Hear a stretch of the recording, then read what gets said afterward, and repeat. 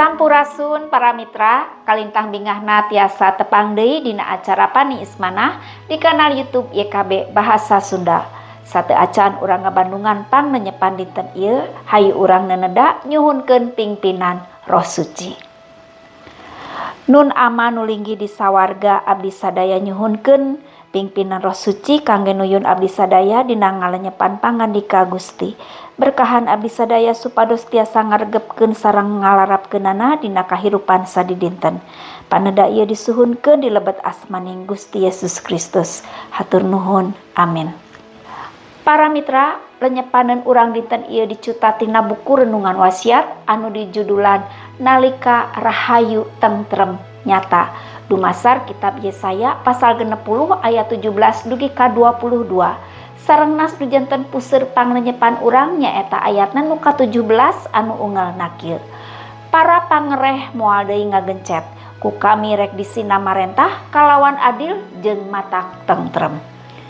Para mitra, salam rahayu nu sami hartosna sareng salam sejahtera dina basa Indonesia. Oge ucapan mugi aya dina ginanjar kawilujengan ginulur karahayuan eta biasa kedal diucapkeun dina kakristenan. Ieu teh ucapan salam sakaligus pangdoa sangkan rahmat rahayu salamet katentreman nembrak aya nyata kajantenan. Leres pisan sakum jalmi malihan mas sadaya makhluk mikasono rahmat rahayu mikasono katentreman teh janten nyata. Para mitra, Gusti ngadugikeun janji perkawis hadirna karahayuan katentreman kangge umat Israel. Diseratkeun dina kitab Yesaya pasal 60 ayat 17, para pangereh moal deui ngagencet ku kami rek disina marentah kalawan adil jeung matak tentrem. Para mitra, Gusti ngadugikeun janji perkawis hadirna karahayuan katentreman kangge umat Israel. Diseratkeun dina kitab Yesaya pasal 60 ayat 17 tadi, para pangereh moal deui ngagencet ku kami rek disina marentah kalawan adil jeung matak tentrem. Pangandika Gusti nu didugikeun ku Nabi Yesaya eta ngagambarkeun sababaraha hal nalika katentreman karahayuan janten nyata.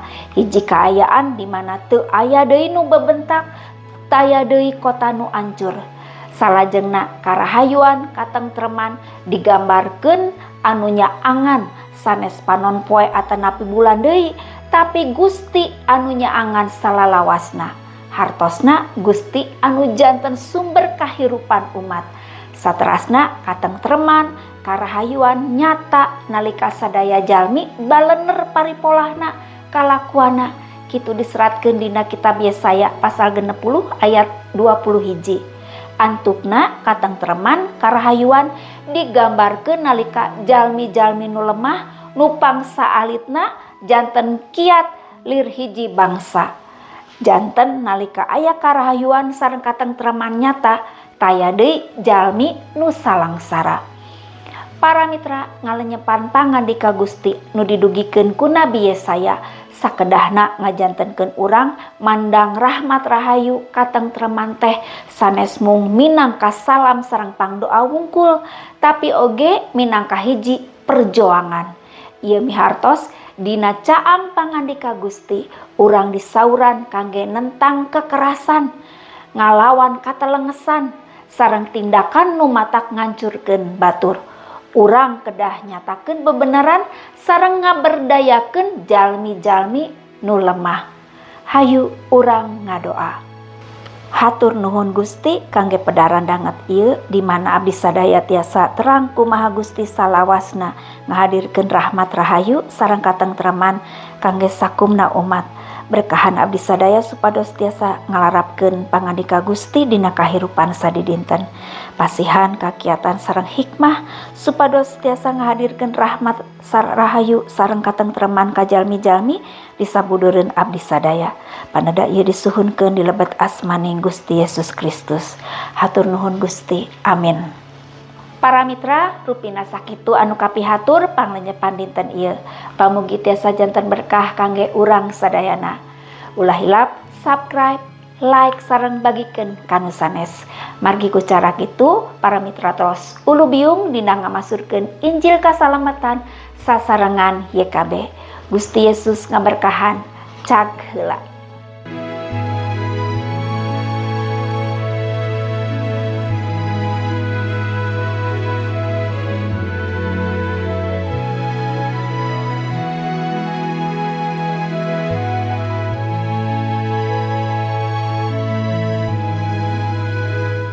Sahabat, mari dukung pelayanan dan pekabaran Injil melalui YKB dengan membagikan link acara ini kepada sebanyak mungkin orang.